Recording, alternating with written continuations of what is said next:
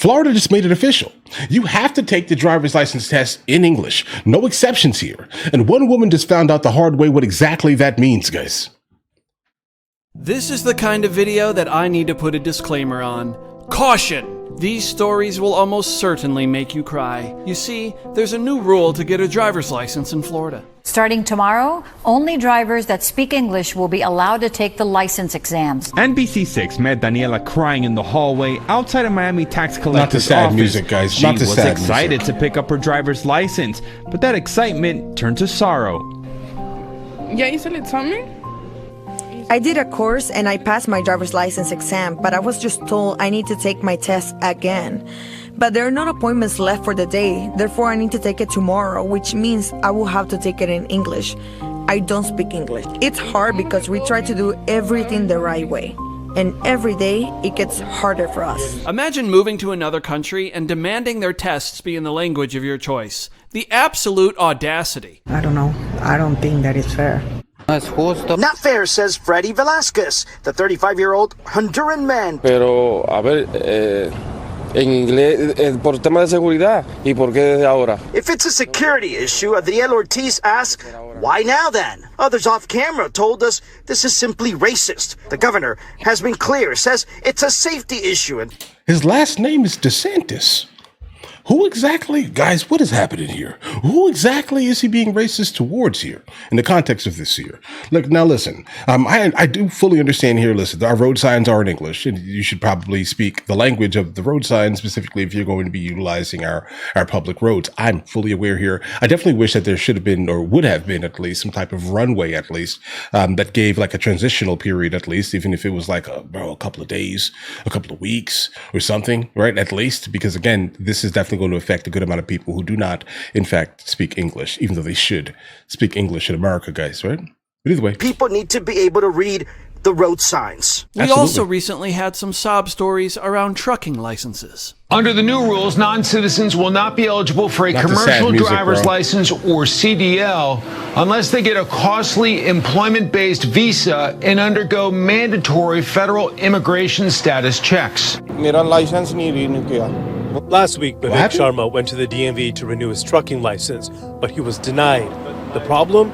New rules surrounding the process. Sharma's been in the U.S. legally for the past 10 years, seeking political asylum. His final court case is next year. He's been driving a truck for the past 8 years, but now he can't. 8 years driving a truck in the U.S. And no still English. doesn't speak English? When asked what comes next, he says he's worried. Trucking paid well. The sudden stop in income means he won't have money to send back to his family in India. Guys, I refuse to believe this is like a real story now. Listen, when it comes down to the idea of remittance, meaning someone that is coming into our country, they're from another country, they still have their family back in the previous country they ran from. And what they're doing here is that they're sending American dollars basically back to their foreign country where their family is, basically because of the income shift, obviously, right? Guys, what am I supposed to say about this here? All right. The fact that you have been driving a truck, you got a CDL, or you had a CDL at least, and you did not even put not a single effort. You're in the truck all day. You could be listening to some type of tape teaching you English or something. You're refusing to do it, right?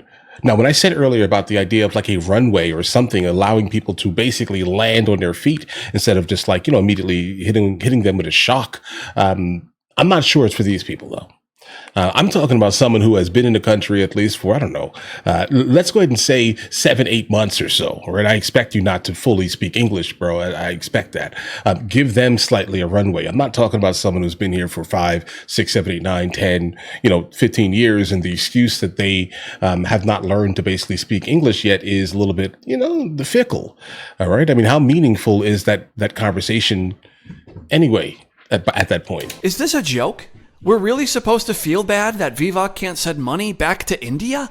Now he will have to start over. Why doesn't he do that in India? His family's there, right? They report this sad story as if this didn't just happen in full view of the entire country.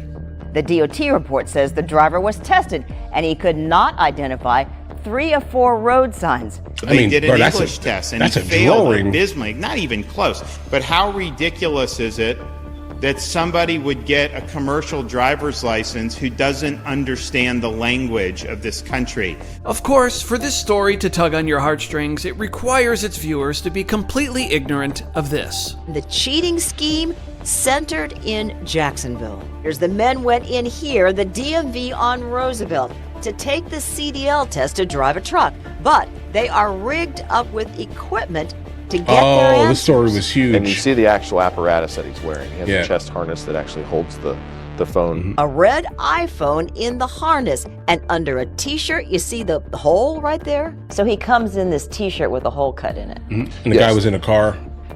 Now watch this. In a video we've obtained from the DMV, this man opening his shirt. Well, somebody outside in a parking lot can read the test questions on the screen in English and then tell them through this earpiece that's diabolical. In their language. That is diabolical. All over the country. Yeah, guys, I believe that. Like, like without a doubt here, like, is this like an actual problem in the United States of America right now? Yeah, it is. It is. I mean, do you want to hear that though? No, not really. Like, listen, I get it. I understand. You came from another place where English was not specifically the main language there. You came here for more money, basically, to send back to your country. I can't say the better life aspect because, again, if it was a better life, then, you wouldn't be sending money immediately back to other people outside the country or setting up your retirement fund, basically, is what it kind of ends up looking like almost all the time here, right? It's like, listen, you come here to basically utilize the American dollar, send money back to your third world country, for the sole purpose of not building or helping America, but more like pilfering from her in some way, at least. You're not trying to help the scenario, you're trying to pilfer from it. And that's what I think a lot of people have issues with here, the idea of remittance. And there are some countries around the planet who get so much remittance that it actually shows up on their GDP. Understand that there, guys, right? I mean, like, there are countries surviving off of America. Okay, the money being sent from America. Listen, guys, this is wild to me. I get it. English is not like the easiest thing in the world to learn. I'm just going to tell you this right now. It's not. I wouldn't say that that's one of the easiest languages. But still, if you come here, I think the smart thing to do here for the idea of absolute literal safety here, for our public at least, is to make sure you at least understand the road signs. I think that's fair.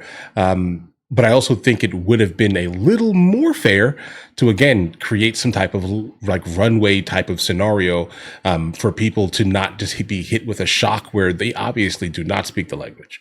Okay. Yes. Is it causing and creating danger on our roads while they're not, there? Let's say being able to understand the English language? Absolutely.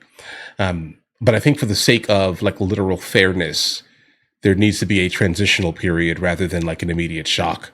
And I think that's kind of where I'm going to sit on that one there. But listen, the sob stories,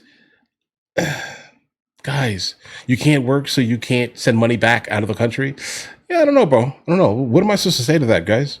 What am I supposed to say? You're not building anything here, right? You're not enriching the neighborhood you're living in. You're not doing any of these things at all. You're doing nothing for the country that is basically taking you in. Guys, either way, listen, let me know in the comments what you guys think. You guys all have an absolutely amazing day. Enjoy your day thoroughly.